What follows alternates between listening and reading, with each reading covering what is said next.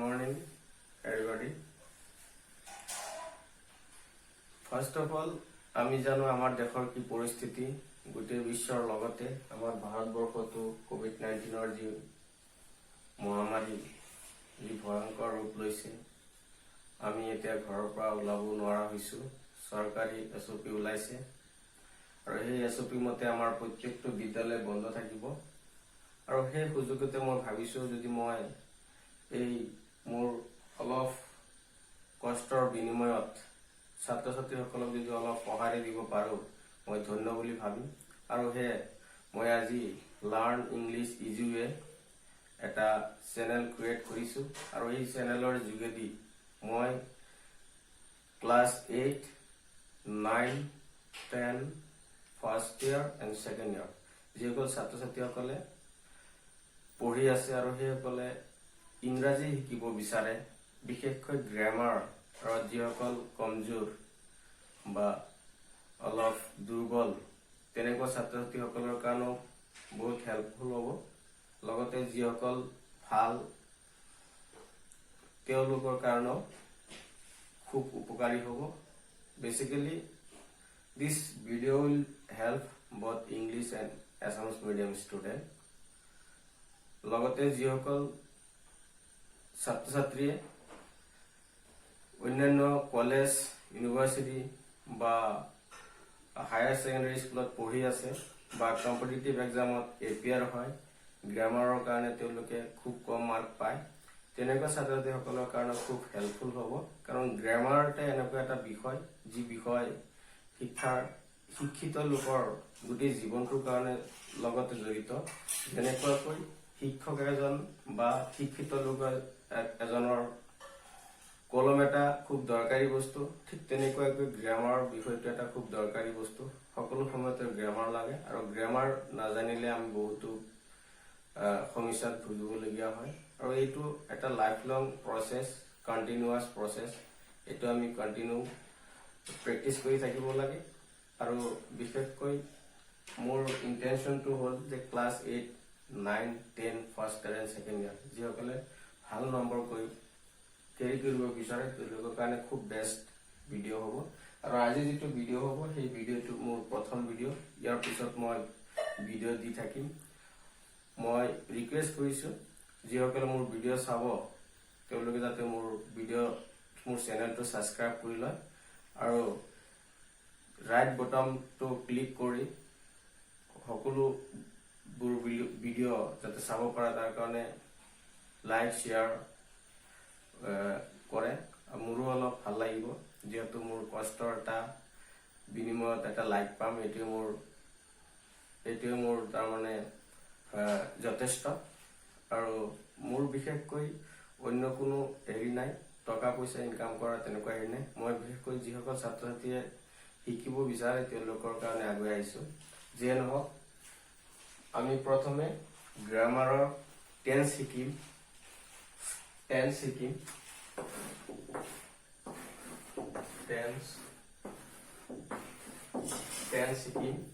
তাৰ পিছত পৰ্যায়ক্ৰমে টেন্সৰ পিছত ভয়েস চেঞ্জ শিকিম তাৰ পিছত নেৰেশন শিকিম তাৰ পিছত প্ৰিপজিশন শিকিম তাৰ পিছত আৰ্টিকল শিকিম তাৰ পিছত ডিটাৰমিনাৰ শিকিম তাৰ পিছত ক্লজ শিকিম ইত্যাদি ইত্যাদি যিখিনি সিলেবাসত আছে 8 9 10 first year and second year integrated যিখিনি কোৰ্সত সিলেবাসত আছে গোটেইখিনি আমি লাহে লাহে ভিডিঅ'ৰ যোগেদি স্টেপ বাই স্টেপ আমি ধুনীয়াকৈ শিকিম আৰু মই ভাবো যিসকলে ভালকৈ ফলো কৰিব চাব তেওঁ জীৱনত গ্ৰামাৰ পাহৰি নাযায় আৰু ভাল এটা স্কোৰ কৰিব মোৰ এটো দীৰ্ঘ বিশ্বাস যে নহওক আমি টেন্স শিকাৰ আগতে আমি কেইটামান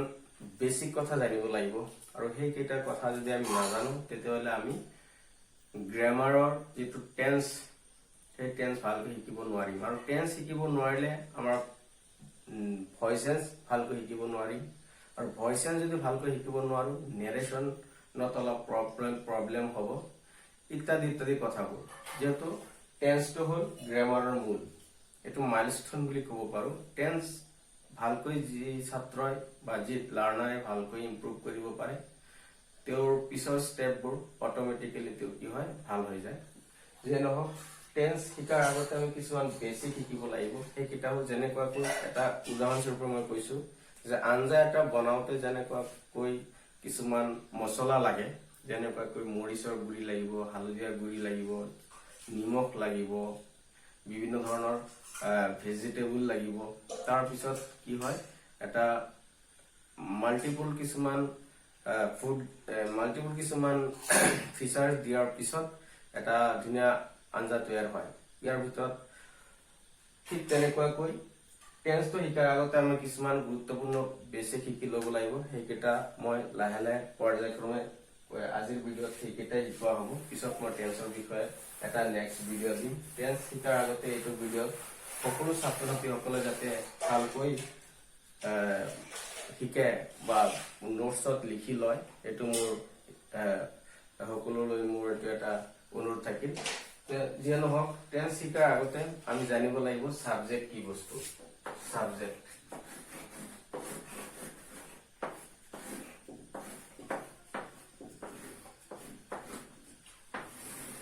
subject.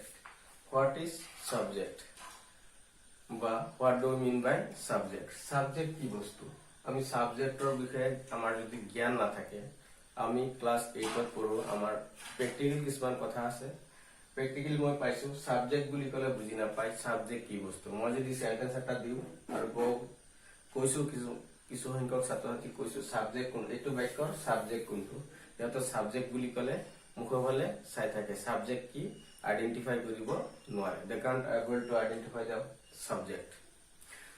so সাবজেক্টৰ বিষয়ে আমি জানিব লাগিব। তাৰ পিছত জানিব লাগিব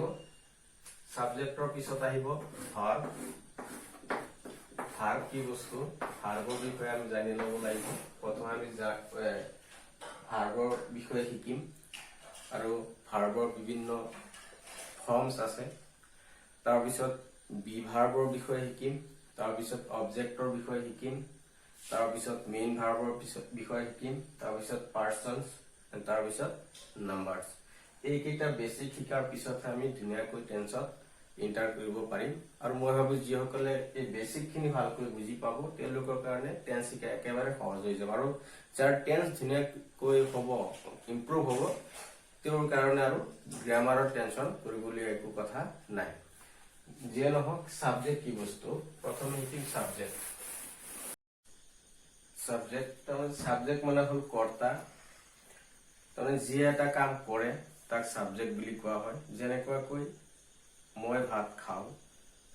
এই বাক্যটোত অসমীয়া টান মই লিখি দিছো এটা বাক্য, মই ভাত খাওঁ, মই ভাত খাওঁ। এই বাক্যটোত কামটো কোনে কৰিছে, যিয়ে কামটো কৰিছে তাক সাবজেক্ট বুলি কোৱা হয়। ইয়াত কি খোৱাৰ কথা কৈছে, ভাত খোৱাৰ কথা কৈছে। ভাতটো কি কৰে, খায়। ভাত কি কৰে, খায়। এতিয়া ভাত খায়, ভাত খোৱা কাৰ্যটো কোনে কৰে, যিয়ে ভাত খোৱা কাৰ্যটো কৰে বা কামটো কৰে তাক কি কব, সাবজেক্ট বুলি কব। ইয়াত তেতিয়াহ'লে এই মই এই শব্দটো, এই অৰ্থটো মই ভাত খাওঁ, এই মই হল সাবজেক্ট। ইয়াক কি কয়, কৰ্তা বুলি কব। ইংৰাজীটো লিখো, মই ইংৰাজী কি, আই, হয়নে? মই ইংৰাজী হল আই। ভাত, আৰু ভাত মানে হল, ভাতৰ ইংৰাজীটো হল ৰাইচ, ভাতৰ ইংৰাজীটো হল ৰাইচ, আৰু খোৱাৰ ইংৰাজীটো হল ইট, খোৱাৰ ইংৰাজীটো হল ইট। I eat rice. ইয়াত মই ভাত খাওঁ, মই ভাত খাওঁ। ইয়াত মই লিখোতে ইয়াত অসমীয়াত যেনেকৈ ময়ৰ পিছত ভাত আছে, তাৰ পিছত খাওঁ আছে, কিন্তু ইংৰাজীত মই কেনেকৈ লিখিলো, সাবজেক্টটো ইয়াত আই হিচাপে দিলো। মই মানে সাবজেক্ট আই, মই মানে আই, এইটো হল সাবজেক্ট। ইটৰ ইংৰাজীটো হল খাওয়াৰ ইংৰাজীটো হল ইট, ইটটো ইয়াত মাজত দিলো। তাৰপিছত ভাত, এই ভাতটো মই শেষত দিলো। এইটো অলপ অসমীয়াৰ লগত উলট পালট হয়, আৰু এইখিনি কথা আমি পিছত যেতিয়া টেন্স শিকিম তাৰপিছত সহজতে শিকি ল'ম। একদম সহজ হ'ব যেহেতু সাবজেক্টৰ পিছত আমি পৰ্যায়ক্ৰমে অবজেক্টৰ কথা শিকিম তেতিয়া এইখিনি কথা আহি যাব যে নহওক সাবজেক্ট মানে হ'ল কৰ্তা যিয়ে কামটো কৰে তাক কি বুলি কোৱা হয় সাবজেক্ট বুলি কোৱা হয় এতিয়া সাবজেক্ট কি হ'ব পাৰে এতিয়া সাবজেক্ট কি হ'ব পাৰে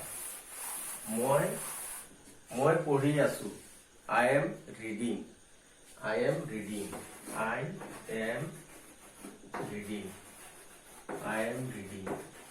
মই পঢ়ি আছো I am reading মই পঢ়ি আছো এই পঢ়ি থকা কামটো কোনে কৰিছে I কৰিছে এইটো হ'ল সাবজেক্ট you are watching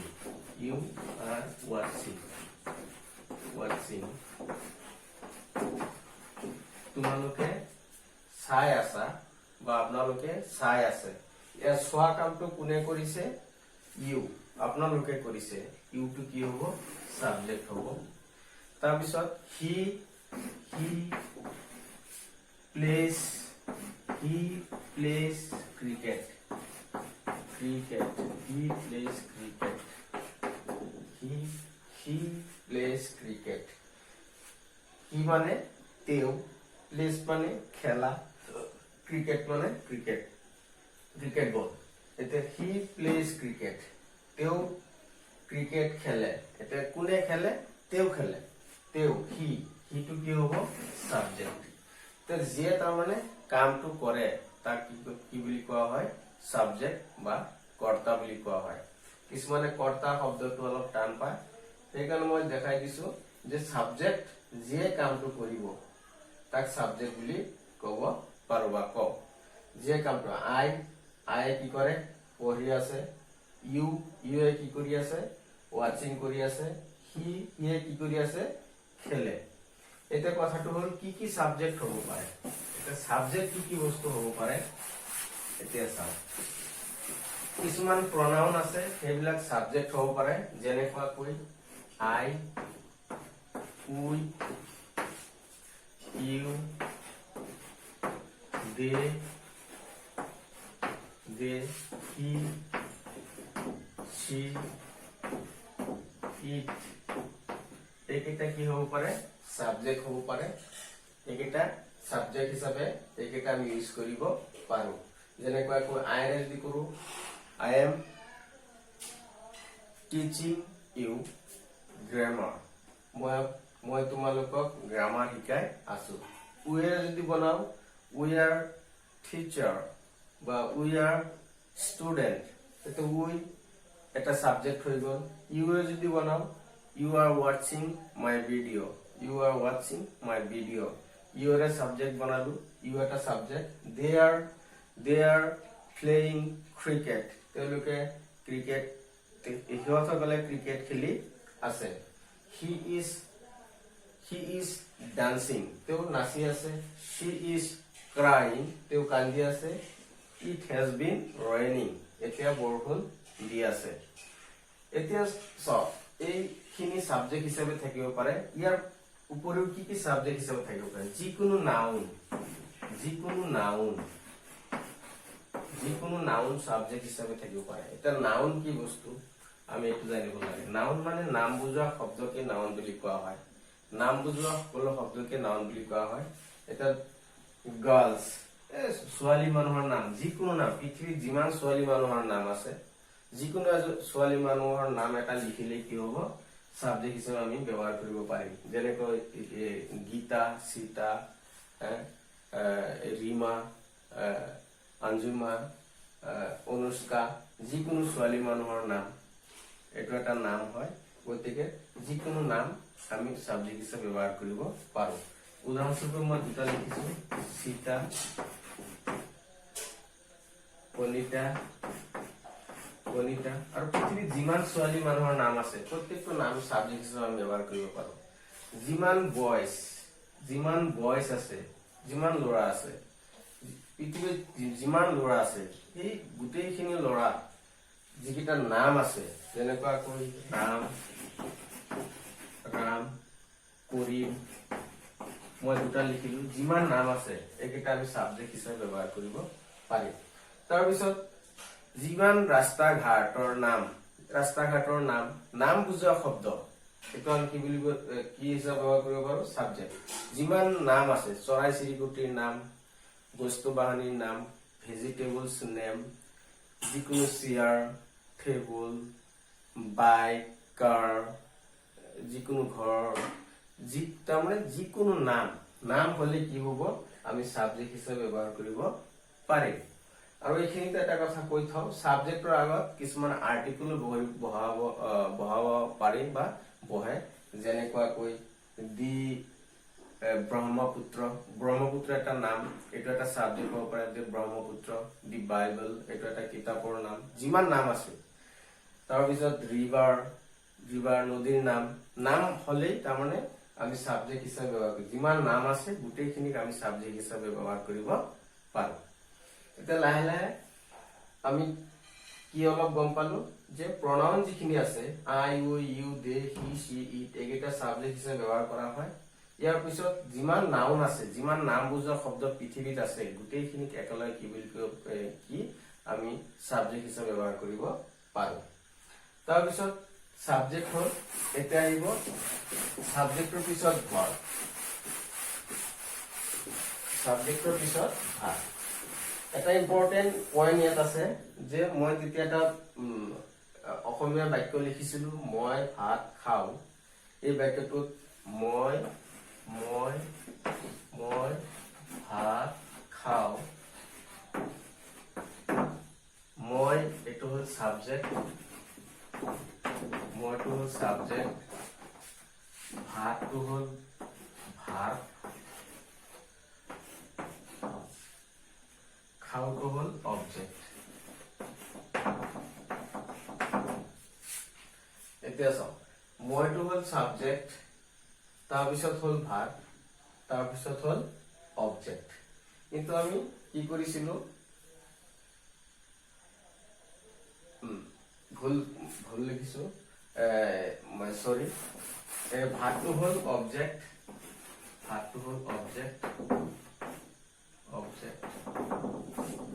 আৰু খোৱাটো হল ভাৰ্ব। মই এইটো হল সাবজেক্ট, ভাত এটা নাম, ভাত এইটো হল অবজেক্ট, খাও এইটো হল ভাত। মই ভাত খাও। ইয়াত দেখা গৈছে সাবজেক্টৰ পিছত কি আছে, অসমীয়া বাক্যটোত সাবজেক্টৰ পিছত কি আছে? অবজেক্ট আছে, তাৰ পিছত কি আছে? ভাৰ্ব আছে। কিন্তু ইংৰাজী বাক্যত কি হয়, সাবজেক্টৰ পিছত সদায় কি থাকিব? ভাৰ্ব থাকিব। এইটো চিৰদিনৰ কাৰণে সত্য কথা, সাবজেক্টৰ পিছত কি থাকে? ভাৰ্ব থাকে। এইটো কথা মনত ৰাখিব লাগিব। ইংৰাজী বাক্যত সাবজেক্টৰ পিছত সদায় কি থাকিব লাগিব? ভাৰ্ব থাকিব লাগিব। তেতিয়াহে ইংৰাজী বাক্যৰ যিটো পেটাৰ্ণ, সেই পেটাৰ্ণটো শুদ্ধ হ'ব। সাবজেক্টৰ পিছত কেতিয়াও ইংৰাজী বাক্যত সাবজেক্টৰ পিছত কেতিয়াও অবজেক্ট থাকিব নোৱাৰে। আৰু যদি হয়, তেতিয়াহ'লে সেই বাক্যটো চিৰদিনৰ কাৰণে কি হ'ব? ভুল হ'ব। সদায় মনত ৰাখিব লাগিব, সাবজেক্টৰ পিছত কি বহে? ভাৰ্ব, তাৰ পিছত অবজেক্ট, তাৰ পিছত অন্যান্য এক্সটেনশন যিমান আছে, কি আছে, এডভাৰ্ব চেডভাৰ্ব কি আছে বহিব। পিছত সেইবিলাক লাহে লাহে শিকিম। যিয়ে নহওক, প্ৰথমতে আমি জানিব লাগিব সাবজেক্ট বাক্যৰ প্ৰথমতে বহিব, তাৰপিছত ভাৰ্ব, তাৰপিছত অবজেক্ট। এতিয়া ভাৰ্ব কি বস্তু?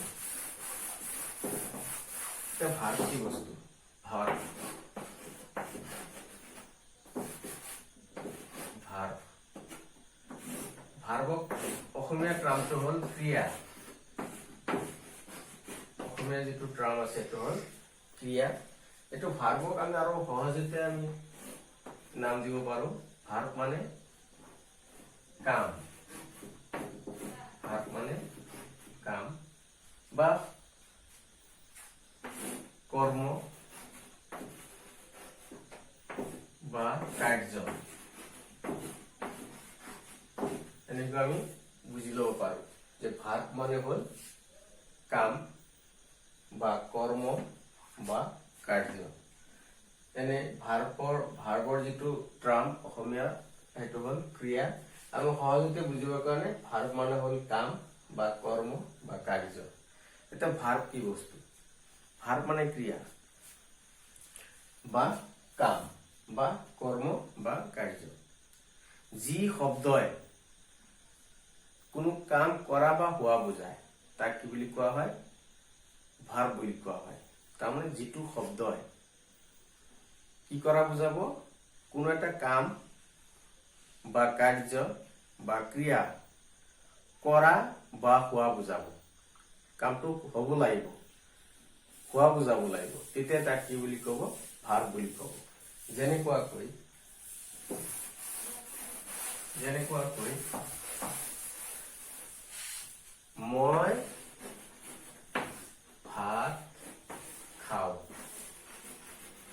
মই ভাত খাওঁ ইয়াত I eat rice মই ভাত খাওঁ I eat rice এই বাক্যটো মই ট্ৰান্সলেট কৰিছো হুবহু ট্ৰান্সলেট কৰিছো ইংৰাজীত এই বাক্যটোত ভাৰ্ব কি আছে ভাৰ্ব মানে কি বুজিলো আমি ইতিমধ্যে যে যি শব্দই কোনো এটা কাম কৰা বা হোৱা বুজাব তেতিয়া তাক কি ক'ব ভাৰ্ব বুলি ক'ব এটা শব্দ বহুত কেইটা আছে ইয়াত মই ভাত খাওঁ ভাত খোৱা কামটো কোনে কৰে মই কৰে মই মানে হল আই এই আইটো আমি কি লিখিছিলো সাবজেক্ট যে কৰে যে কামটো কৰে তাক কি বুলি কোৱা হয় সাবজেক্ট আইটো আমি কি পালো সাবজেক্ট হিচাপে পালো এটো কি পালো আমি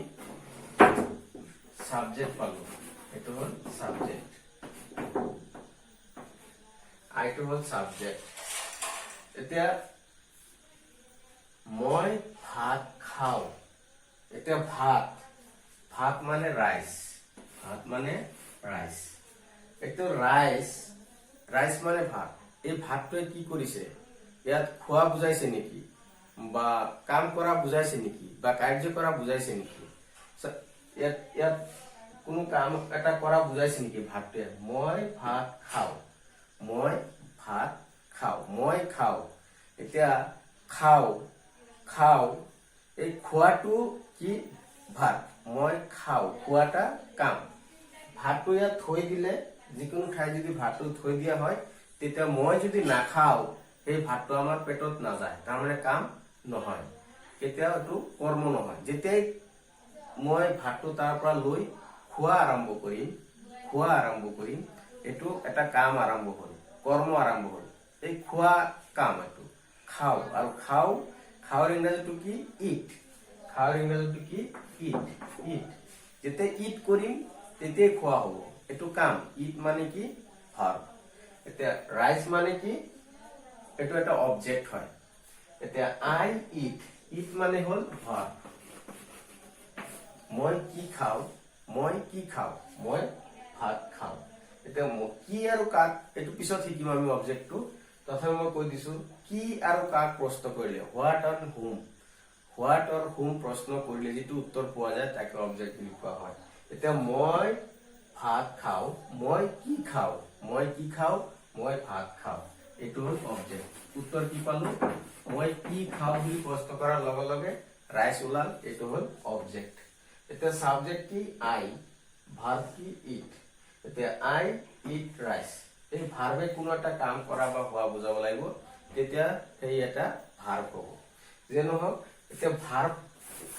মই আৰু দুই তিনটা ভাৰ্বৰ কথা মই কৈছো এইখিনিতে I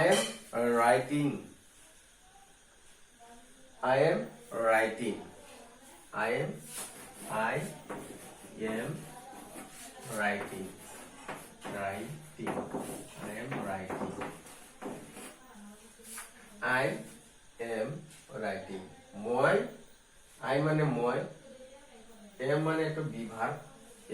বিভাৰ্ব আমি শিকিছো বা শিকিম পিছত am is are was were এটা বিভাৰ্ব হয় I ৰ লগত am বিভাৰ্ব এটো চিৰদিনৰ কাৰণে এটো ৰিজাৰ্ভ হৈ থাকে I ৰ লগত am এ বহে বেলেগ কোনো বিভাৰ্ব নবহে এটো I ৰ লগত am বিভাৰ্ব বহে I am writing মই যেতিয়া ইয়াত কিবা এটা কৰি আছো কিবা এটা লিখি আছো বা মই ইয়াত মই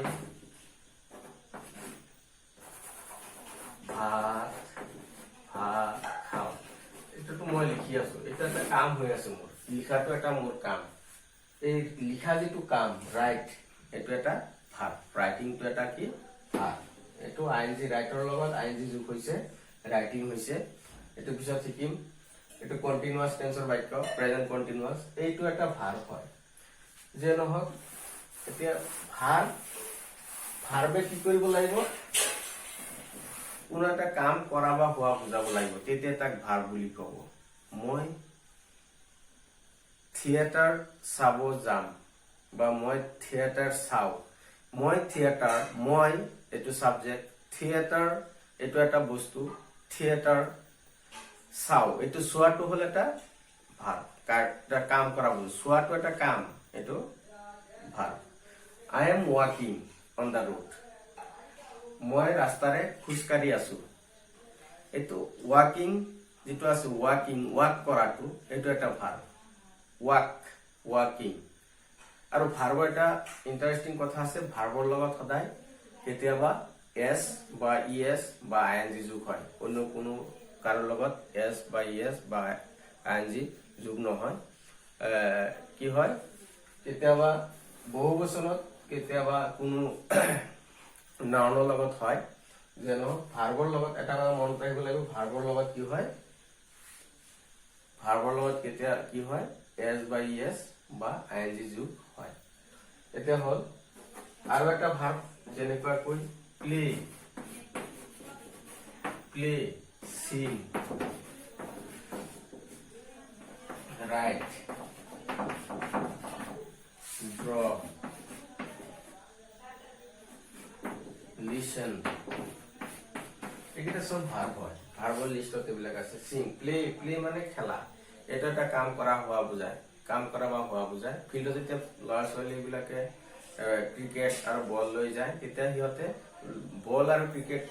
বল আৰু বেটটো লৈ থিয় হৈ থাকিলে তো খেলা নহব যেতিয়া ষ্টাৰ্ট কৰিব তেতিয়া প্লে হ'ব সেইকাৰণে প্লেটো হল ভাৰ্ব সিং যেতিয়া গায়ক এজনে বা গায়িকা এজনীয়ে যেতিয়া গান গোৱা ষ্টাৰ্ট কৰিব যেতিয়া মুখে একো নকব তেতিয়া কিন্তু গান গোৱা কামটো নহব যেতিয়া গোৱা আৰম্ভ কৰিব তেতিয়া কি হ'ব এই সিং হ'ব সিঙ্গিং হ'ব এইটো সেইকাৰণে সিংটো কোনো কাম এটা গান গোৱা কামটো কৰা বা হোৱা বুজাব তেতিয়া সিংটো কি হ'ব ভাৰ্ব হ'ব ৰাইট যেতিয়া লিখিব এটা কাম হ'ব এইটো এটা ভাৰ্ব ড্ৰ যেতিয়া কিবা এটা আঁকি থাকিব এটা কাম কৰা হোৱা বুজাব সেইটো কাৰণে এইটো ড্ৰটো ভার্ব লিসেন কিবা এটা শুনি থাকিলেও আমি বহি থাকি কিবা এটা শুনি থাকিলেও মনোযোগেৰে যেটো শুনি থাকো সেইটো কি হ'ব লিসেন এটো এটা কাম হ'ব সেইটো এটা কি ভার্ব এটা ভার্বে কোনো কাম কৰা বা হোৱা বুজায় এটা হেবিলাক হল ভার্ব এটা ভার্ব বহুত আছে ভার্ব বি ভার্ব আছে মেইন ভার্ব আছে অক্সিলিয়ারি ভার্ব আছে যে নহক আমি লাহে লাহে এবিলাক শিকিম আমি বি ভার্ব কেইটামান শিকো বি ভার্ব আমার বি ভার্ব কেইটা পাঁচটা আমার বি ভার্ব পাঁচটা এম is are আৰু আছে was আৰু were এই was আৰু were সদায় past tense ৰ বাক্যত ব্যৱহাৰ হয় পিছত শিকিম ইয়াত লিখি থলো past tense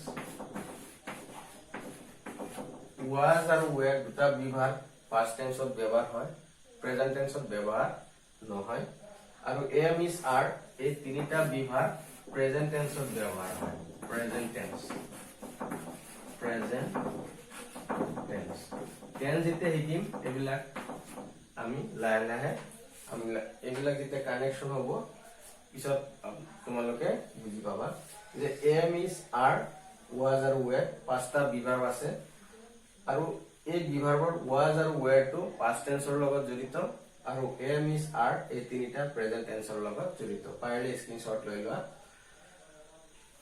ঠিক আছে এটা হল বিভাগ গল এটা আছে মেইন ভাৰ্ব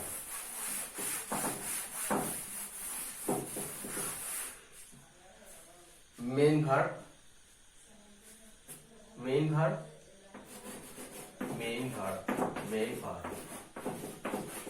এটা মই মেইন ভাৰ্ব আৰু বি ভাৰ্ব কি এই বস্তুটো তোমালোকক মই দেখুৱাই আছো যে এটা মই বাক্য লিখিম এই বাক্যটোত বি ভাৰ্ব কোনটো আৰু মেইন ভাৰ্ব কোনটো মই তোমালোকক দেখুৱাৰ কাৰণে চেষ্টা কৰিম he is playing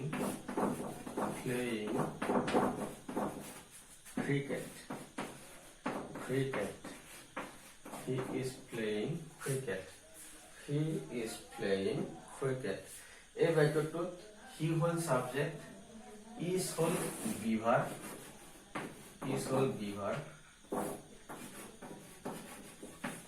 play মানে খেলা খেলি থকাটোক কয় প্লে এই প্লে লগত আইএনজি যোগ হৈছে প্লেইং হৈছে এটো প্ৰেজেন্ট কন্টিনিউয়াস টেন্সৰ বাক্যৰ কাৰণে আইএনজি যোগ হৈছে পিছত যেতিয়া প্ৰেজেন্ট কন্টিনিউয়াস টেন্স শিকিম তেতিয়া আমি এইবিলাক বুজি পাম এতিয়া প্লে এটো হল মেইন ভাৰ্ব প্লেটো মেইন ভাৰ্বৰ লগত আইএনজি যোগ হৈছে মেইন ভাৰ্ব প্লেইং ইয়াত প্লেটো মেইন ভাৰ্ব আৰু ক্ৰিকেটটো হল অবজেক্ট এটো হল অবজেক্ট আমাৰ মূল কথাটো আছিল যে বিভাগ এটো হল ইজটো হল বিভাগ ইয়াত হি লগত আমি ইয়াত আৰু বিভাগ দিব পাৰো হি ওয়াজ দিব পাৰো তাৰ পিছত ইয়াত যদি সাবজেক্ট অলপ চেঞ্জ কৰো সব হি লগত তাৰ সাবজেক্ট অনুযায়ী বিভাগ বিলাক বহে এটা কথা মনত ৰাখিব লাগিব আমাৰ সাবজেক্ট অনুযায়ী হে বিভাগ বিলাক বহিব দে যদি দিও দেৰ লগত আৰ বিভাগ থাকিব দে আৰ প্লেইং ক্ৰিকেট সিহঁতসকলে বা তেওঁলোকে কি কৰি আছে ক্ৰিকেট খেলি আছে দে আৰ যে যদি কও যে সিহঁতসকলে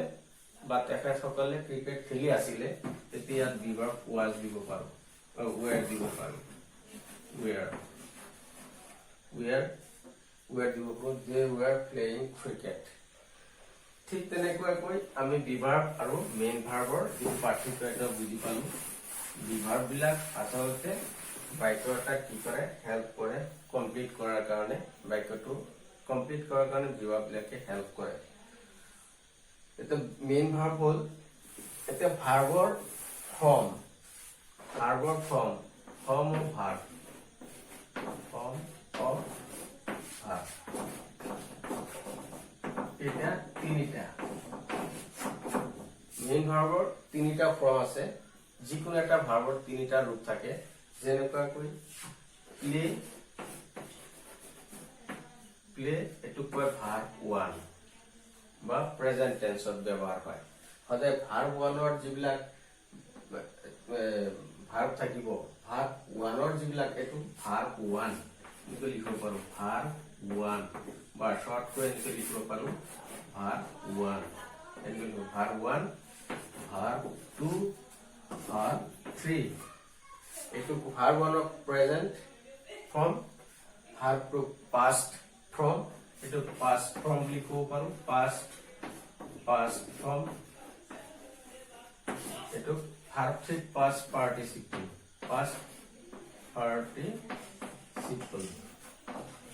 ফৰ্ম লিখিব পাৰো এটো ভার্ব 1 ভার্ব 2 বা ভার্ব 3 এটা প্লে ভার্ব 1 প্লে ভার্ব 2 কি হ'ব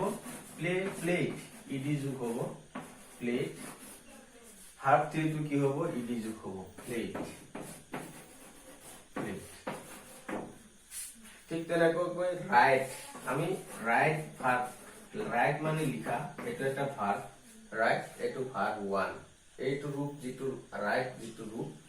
আর W R I T E write এই রাইট যেটো আছে এটো প্রেজেন্ট ফর্ম এটো আর দুটা ফর্ম আছে right road right road written right road written এটা ভাৰ্বৰ তিনিটা ৰূপ তাৰ পিছত ড্ৰ এটো প্ৰেজেন্ট ফৰ্মৰ ভাৰ্ব 1ৰ লিষ্টত প্ৰথম ভাৰ্ব 1ৰ ভাৰ্ব এটো ড্ৰ এটো ভাৰ্ব 2 অৰ্থাৎ পাস্ট টেন্সত কি হ'ব পাস্ট ফৰ্মত কি হ'ব ড্ৰ ড্ৰিভ ইয়াত কি হ'ব ড্ৰিভ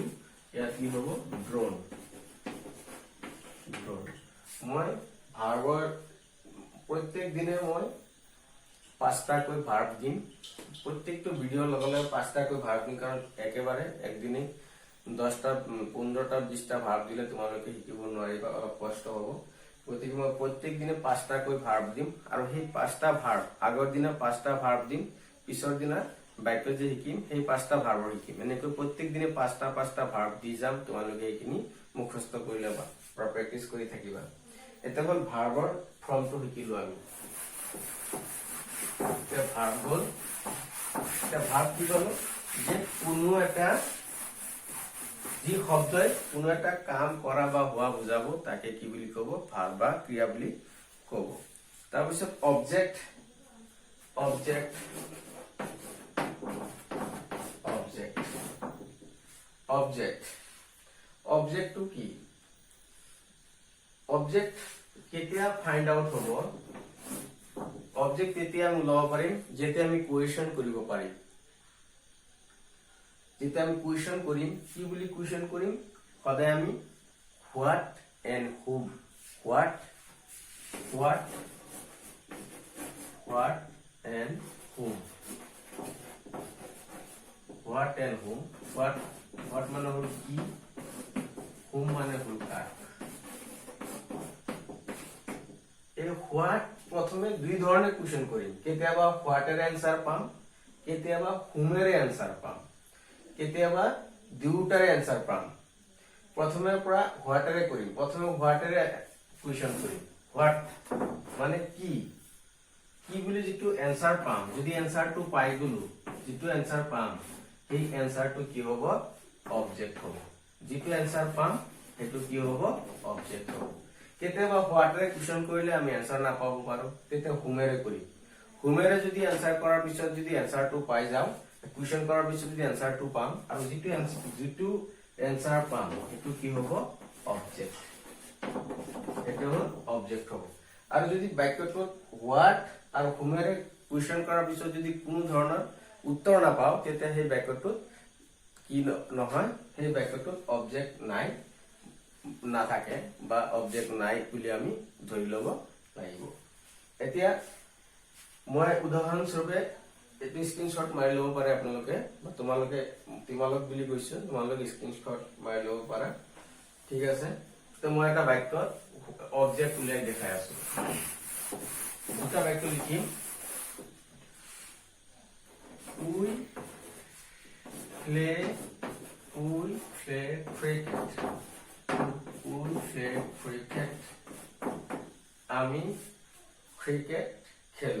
আমি ক্রিকেট খেলো আৰু এটা বাক্য লিখিছো মই আৰু এটা বাক্য লিখিছো he teaches us English. He teaches us English. এই বাক্যটো প্ৰথম বাক্যটো তেতিয়া আমি চাম অবজেক্ট কি আছে কোনটো অবজেক্ট we play cricket আমি খেলো খেলাটো কি খেলা কাৰ্যটো খেলাটো যেটা কাম হয় খেলাটো কি হ'ব ভাৰ্ব আৰু আমি জানো সাবজেক্টৰ পিছত কি থাকে সদায় ভাৰ্ব থাকে এটো হল উইটো হল সাবজেক্ট আমি খেলো আমি কামটো কৰো সেই কাৰণে উই এটো সাবজেক্ট প্লে খেলা কামটো ভাৰ্ব প্লে এটো ভাৰ্ব ক্রিকেট এটো কি হ'ব এটা আমি উলাম এটা উই প্লে ক্রিকেট আমি ক্রিকেট খেলো আমি কুৱেশ্যন কৰিম এতিয়া হোৱাট আৰু হুম কুৱেশ্যন কৰিম প্ৰথমে হোৱাটেৰে কৰিম উই প্লে ক্ৰিকেট আমি ক্ৰিকেট খেলো আমি কি খেলো উত্তৰ কি পাম ক্ৰিকেট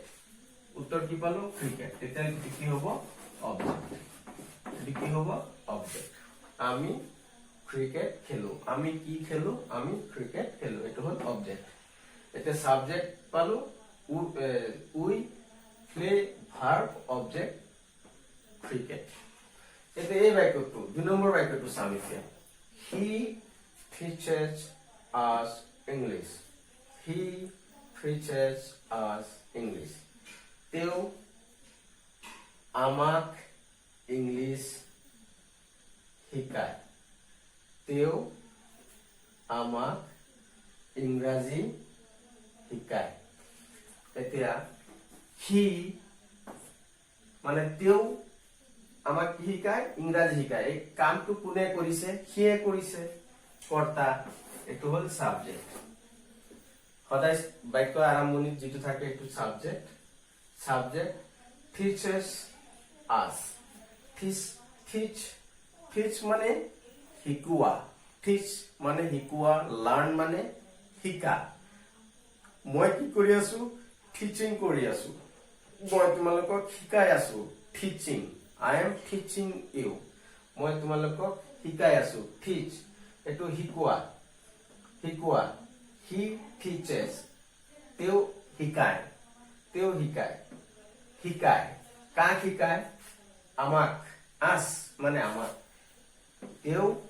আমাক শিকায় কি শিকায় what ইংৰাজী তেওঁ আমাক কি শিকায় তেওঁ আমাক ইংৰাজী শিকায় তেওঁ আমাক ইংৰাজী শিকায় তেওঁ আমাক কি শিকায় ইংৰাজী শিকায় এটো হল অবজেক্ট ইংলিশটো কি হল অবজেক্ট হিটো হল সাবজেক্ট শিকোৱা এটো এটা কাম টিচ মানে শিকোৱা এটো এটা কাম এটো কি হ'ব ভাৰ্ব সাবজেক্টৰ পিছত সদায় কি থাকিব ভাৰ্ব সাবজেক্টৰ পিছত ভার্ব এতিয়া এই আসটো কি he teaches us English তেওঁ আমাক ইংৰাজী শিকায় ইংৰাজীটো অবজেক্ট আমি পালো কি বুলি প্ৰশ্ন কৰি পালো তেওঁ আমাক ইংৰাজী শিকায় তেওঁ কি শিকায় ইংৰাজী শিকায় ইংৰাজীটো অবজেক্ট হল এতিয়া হুম বুলি প্ৰশ্ন কৰিম এইটো কি বস্তু ওলাম তেওঁ কাক শিকায়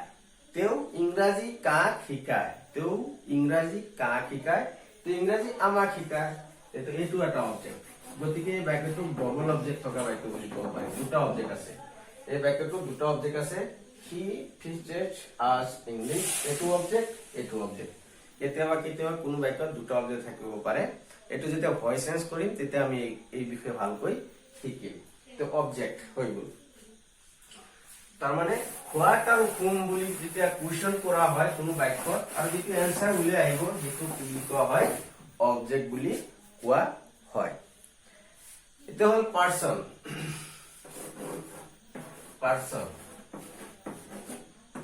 ভিডিওটো অলপ ডাঙৰ হ'ব মই তাৰ মানে বেসিকলি এটা ভিডিওতে হেক কৰিব চেষ্টা কৰি আছো তাৰ পিছত ভিডিও বিলাক সৰু হ'ব যেন হক পাৰসন ইংৰাজী অসমীয়া টাৰ্মছটো হল পুৰুষ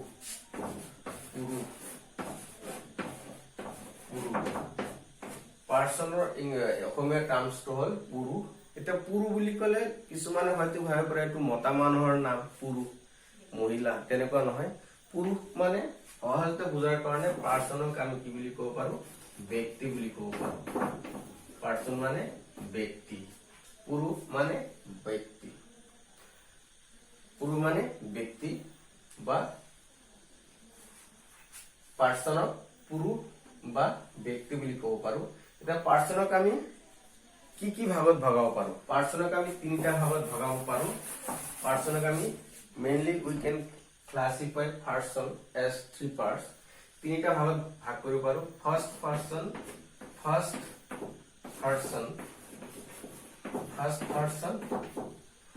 second person and third person there are three parts of person but we can classify person as three parts first person second person and third person পুৰুষক তিনটা ভাগত ভাগ কৰিব পাৰো প্ৰথম পুৰুষ এটো অসমীয়া টাৰ্মছটো হল প্ৰথম পুৰুষ ফাৰ্স্ট পাৰসন মানে প্ৰথম পুৰুষ বা প্ৰথম ব্যক্তি বুলি ক'ব পাৰো প্রথম ব্যক্তি এই দ্বিতীয় পুরুষ সেকেন্ড পারসন দ্বিতীয় পুরুষ দ্বিতীয় পুরুষ বা দ্বিতীয় ব্যক্তি বা দ্বিতীয় ব্যক্তি বুলি কব পাৰো। দ্বিতীয় ব্যক্তি থাৰ্ড পাৰ্সন মানে তৃতীয় পুৰুষ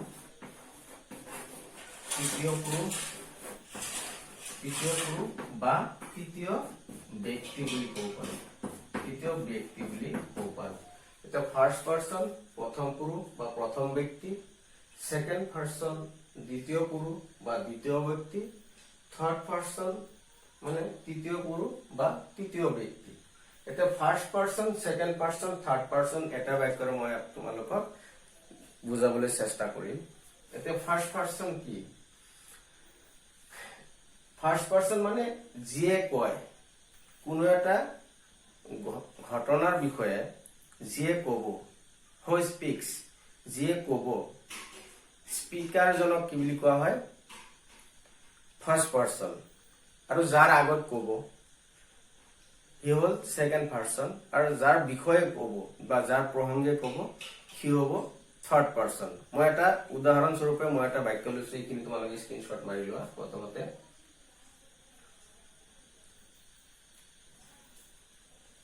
ঠিক আছে। এতিয়া মই এটা উদাহৰণ দি আছো, এটা বাক্য, এটা সেন্টেন্স লিখি মই তোমালোকক কৈছো যে মহাত্মা গান্ধী said, মহাত্মা গান্ধীয়ে কি কৈছিল? Mahatma Gandhi said always speak the truth. তোমালোকৰ আগত মই, তোমালোক ছাত্ৰ, you are student and I am teacher and I am telling in front of you, I am telling before you that Mahatma গান্ধীৰ যিটো কোটেশন আছে, সেই কোটেশনটো মই তোমালোকৰ আগত মই কৈ আছো। কি কৈছো? যে মহাত্মা গান্ধীয়ে কৈছিলে যে সদায় সত্য কথা কব লাগে। এটা মই ইয়াত প্ৰেজেন্ট আছো, তোমালোক প্ৰেজেন্ট আছা, কিন্তু মহাত্মা গান্ধী ইয়াত প্ৰেজেন্ট নাই। তিনিটা প্ৰুফ মই ইয়াত ওলাম এটা বাক্যত। Mahatma Gandhi said that, Mahatma Gandhi said that always speak the truth. Mahatma Gandhi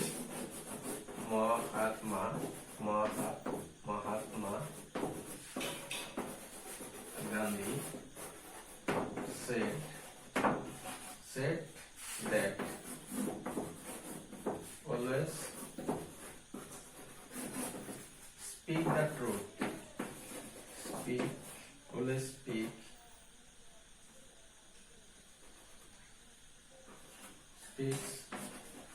the truth.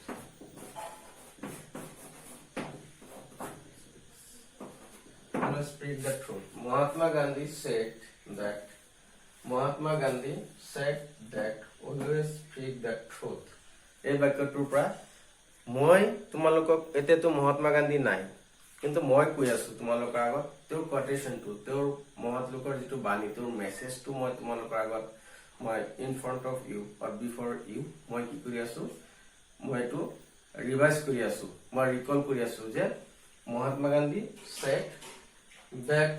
always speak the truth. Mahatma গান্ধীয়ে কৈছিল যে আমি সদায় সত্য কথা কব লাগে। ইয়াত যিজনে কয়, স্পিকাৰজন, ইয়াত কোনে কৈ আছে বাক্যটো? মই কৈ আছো। আই কি হব? সদায় ফাৰ্স্ট পাৰ্সন। ফাৰ্স্ট পাৰ্সন কি হব? আই। ফাৰ্স্ট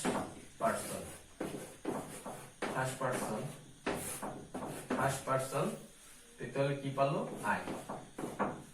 মই কৈ আছো, তোমালোকৰ আগত কোনে কৈছে? মই কৈছো। মহাত্মা গান্ধী said, এই কথাটো Mahatma Gandhi said always speak the truth, এই কথাটো কোনে কৈ আছে? মই কৈ আছো। তেতিয়াহ'লে আই, মই মানে আই, ফাৰ্স্ট পাৰ্সন আই। এতিয়া সেকেন্ড পাৰ্সন, কাৰ আগত কৈ আছো? মই কাৰ আগত কৈ আছো? এই কথাখিনি তোমালোকৰ আগত কৈ আছো। তেতিয়াহ'লে তোমালোক কি হবা? Second person. তোমালোক কি হবা? Second person. তোমালোক শুনি আছা। যিয়ে কয় ফার্স্ট পার্সন, যিয়ে শুনে সেকেন্ড পার্সন। তোমালোক শুনি আছা ইউ। তোমালোক কি কয় ইংৰাজীত? ইউ। তুমি বা তোমালোক, এটো you second person. And third person কি হব?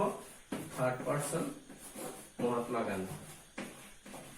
যাৰ বিষয়ে কোৱা হ'ব কাৰ বিষয়ে কৈ আছো মহাত্মা গান্ধী থাৰ্ড পাৰ্সন কি হ'ব মহাত্মা গান্ধী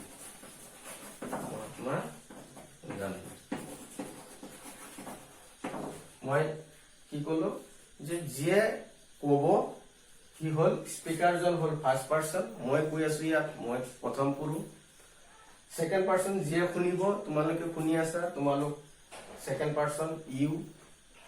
থাৰ্ড পাৰ্সন যাৰ বিষয়ে কোৱা হয় মহাত্মা গান্ধীৰ বিষয়ে কৈ আছো শুনা যিয়ে কয় ফাৰ্ষ্ট পাৰ্সন যিয়ে শুনে সেকেন্ড পাৰ্সন যাৰ আগত কয় যাৰ বিষয়ে কয় থাৰ্ড পাৰ্সন তে first person I second person you third person Mahatma Gandhi এটা পাৰ্সনটো মই নাম্বাৰৰ লগত দেখাই দিম এটা এখিনি পার্সন পাম পার্সন এখিনি পার্সন এটা নাম্বার এটা হিকিম নাম্বার মানে বচন মানে কথা মানে কথা নাম্বার মানে বচন মানে কথা এতিয়া কি এতিয়া বচন নাম্বার কেই প্ৰকাৰৰ আমি জানো দুই প্ৰকাৰৰ there are two types of numbers singular numbers and plural numbers singular numbers and plural numbers singular numbers number two types of number singular and plural numbers and singular numbers number দুই প্ৰকাৰৰ আছে number মানে কি বচন বা কথা দুই ধৰণৰ আছে সিঙ্গুলাৰ আৰু এটা আছে প্লুৰাল তাৰ মানে এক বচন সিঙ্গুলাৰ কয় এক বচন আৰ প্লুৰাল কয় বহু বচন নাম্বাৰ দুই ধৰণৰ এক বচন সিঙ্গুলাৰ নাম্বাৰ বহু বচন প্লুৰাল নাম্বাৰ এটা বচন মই উদাহৰণৰ সৈতে দেখাই আছো সিঙ্গুলাৰ যেনেকুৱা কৈ ডগ ইয়াত ডগ বুলি কলে এক বছৰৰ ডগ মানে কুকুৰ এক কেইটা কুকুৰৰ কথা কৈছে এটা কুকুৰৰ কথা কৈছে এক বছৰ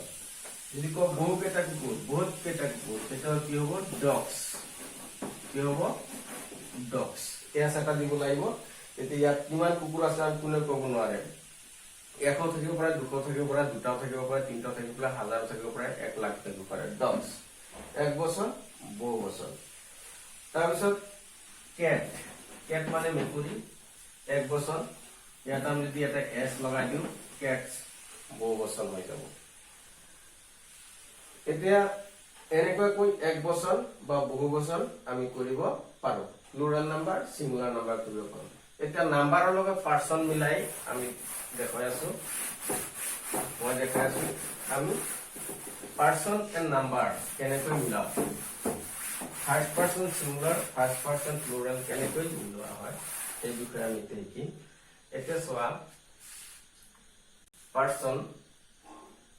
ফার্স্ট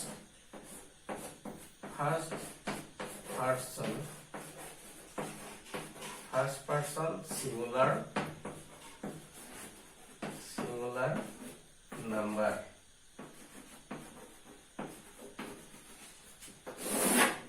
second person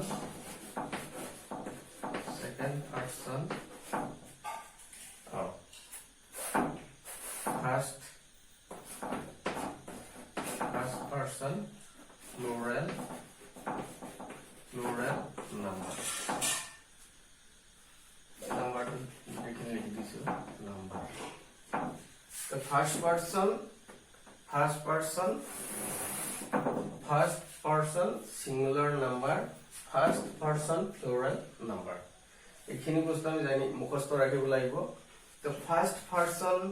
কি আছিল ফাৰ্স্ট পাৰসন কোন আছিল ফাৰ্স্ট পাৰসন আই যিয়ে কয় হি ফাৰ্ষ্ট পাৰ্সন সদায় আই টু ফাৰ্ষ্ট পাৰ্সন চিৰজিন্দগীৰ কাৰণে আই টু ফাৰ্ষ্ট পাৰ্সন আই ফাৰ্ষ্ট পাৰ্সন আৰু নাম্বাৰটো কি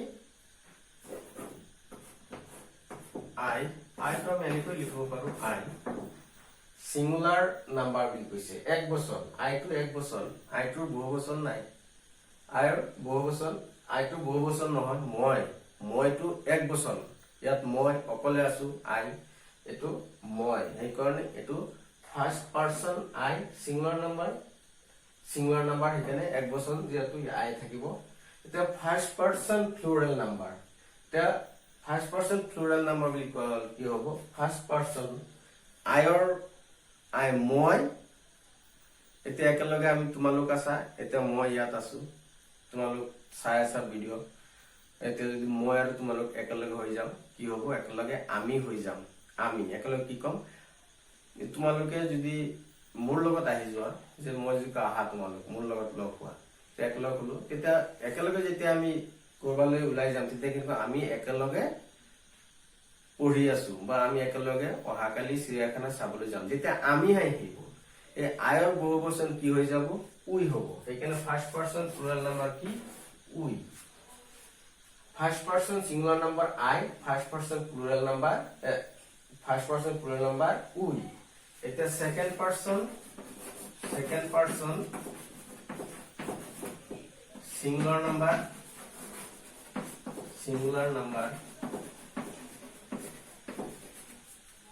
সেকেন্ড পারসন প্লুরাল নাম্বার সবকে লিখিলো second person singular number second person কি আছিলে যার আগত কোৱা হয় তেও সেকেন্ড পাৰসন ইউ কি আছিলে সেকেন্ড পাৰসন ইউ আৰু ইউৰ বহুবচনটো কি হ'ব ইউএ হ'ব second person singular second person plural তার মানে first person singular I first person plural we second person singular you second person plural you একটা third person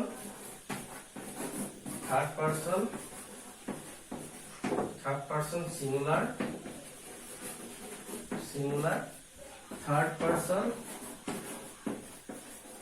third person plural singular third person plural এটা third person singular বহুত important টেন্সৰ কাৰণে third person সিঙ্গুলাৰটো বহুত important হয় third person singular কোনবিলাক হ'ব যে যাৰ বিষয়ে ক'ব সেইকেইটাই হ'ব থাৰ্ড পাৰসন সিঙ্গুলাৰ এটা মহাত্মা গান্ধীৰ বিষয়ে কৈছিলো তেতিয়া মই মহাত্মা গান্ধীৰ বিষয়ে কৈছিলো থার্ড পারসন আছিলে তেও ইয়াত স্পেশালি কেইটামান আছে pronoun আছে এইটা হল থার্ড পারসন সিঙ্গুলার যেনেকুৱা কৈ মই তলত জাগা নাই কাৰণে মই ইয়াতে লিখি দিলো he she it এই তিনিটা বহুত ইম্পর্টেন্ট হয় he she it এই থার্ড পারসন সিঙ্গুলারত he she it এই তিনিটা পৰিব তাৰ পিছত যিমান নাম আছে মহাত্মা গান্ধী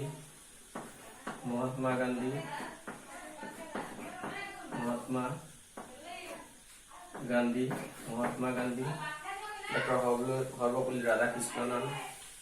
এপিজে আব্দুল কালাম যিকোনো নাম ৰাম ৰহিম কৰিম তাৰমানে নামবিলাক এক বচনৰ হ'ব লাগিব আকৌ যিবিলাক নাম থাকিব এক বচনৰ হ'ব লাগিব হি সি ইট আৰু এক বচনৰ যিমান নাম আছে পৃথিৱীত সবকেইটাক থাৰ্ড পাৰসন সিঙ্গুলাৰ নাম্বাৰ বুলি ক'ব পাৰি আৰু প্লুৰাল হ'ব দে থাৰ্ড পাৰসন প্লুৰাল দে এটা আমি কেনেকৈ এই চাৰ্টটো মুখস্থ কৰিম স্ক্ৰিনশ্বট মাৰি লোৱা তোমালোকে আমি সহজতে ফাৰ্স্ট পাৰসন সিঙ্গুলাৰ নাম্বাৰ বুলি ক'লে আই এইখিনি টাৰ্মস খিনি মনত ৰাখিব লাগিব first person singular I first person plural we second person singular you second person plural you দুটা একে থাকিব থার্ড পারসন সিঙ্গুলার এইখিনি ভালকৈ মনত ৰাখিব লাগিব হি সি ইট আৰু যিকোনো নাম এক বচনৰ হি সি ইট আৰু পৃথিৱীত যিমান নাম আছে এক বচনৰ সেইখিনি থাৰ্ড পাৰসন সিঙ্গুলাৰ আৰু দে হ'ব কি প্লুৰাল গতিকে তোমালোকে এইখিনি বস্তু আজিৰ যিটো ভিডিঅ' এই ভিডিঅ'টো ভালকৈ 3বাৰ 4বাৰ চাবা আৰু নোটছত লিখি ল'বা লিখি লৈ বস্তুখিনি হৃদয়ংগম কৰিবা ভালকৈ প্ৰেক্টিচ কৰিবা মই আশা কৰোঁ এইখিনি বস্তু যদি বেছিকখিনি তোমালোকে ভালকৈ ইমপ্ৰুভ কৰিব পাৰা তোমালোকে যদি ভালকৈ এইখিনি বস্তু বুজি ল'ব পাৰা মুখস্থ বা মই তেনে মুখস্থ কথা নকওঁ বুজি ল'ব পাৰা বা প্ৰেক্টিচ কৰা এইখিনি বস্তু যদি তোমালোকে মেমৰিত তোমালোকে যদি ৰাখিব পাৰা নেক্সটৰ যিটো ভিডিঅ' হ'ব টেন্সৰ ওপৰত সেইটো সহজ হ'ব কাৰণ তাত অবজেক্টৰ কথা আহিব ভাৰ্বৰ কথা আহিব সাবজেক্টৰ কথা আহিব নাম্বাৰছৰ কথা আহিব গোটেইখিনি বস্তু তাত থাকিব গতিকে এই ভিডিঅ'টো খুব দৰকাৰী বেসিক হয় ইনিশিয়েল হয় এইখিনি নাজানিলে আমি টেন্স একো বুজি নাপাম গতিকে মই ভাবো তোমালোকে এইখিনি ভালকৈ মুখস্থ কৰিবা আৰু যদি ভিডিঅ'টো ভাল লাগে ভিডিঅ'টো লাইক কৰিবা শ্বেয়াৰ কৰিবা সাবস্ক্ৰাইব কৰিবা আৰু তোমালোকে পৰৱৰ্তী যিবিলাক ভিডিঅ' আছে পাৰ্ট 1 পাৰ্ট 2 মই আজি পাৰ্ট 1 ভিডিঅ' তাৰ পিছত পাৰ্ট 2 দিম তোমালোকে প্ৰত্যেকটো ভিডিঅ' তোমালোকে চাই থাকিবা এটা ভিডিঅ'ৰ লগত আৰু এটা ভিডিঅ'ৰ লিংক থাকিব গতিকে এটা ভিডিঅ' স্কিপ নকৰাকৈ চাই যাবা থ্যাংক ইউ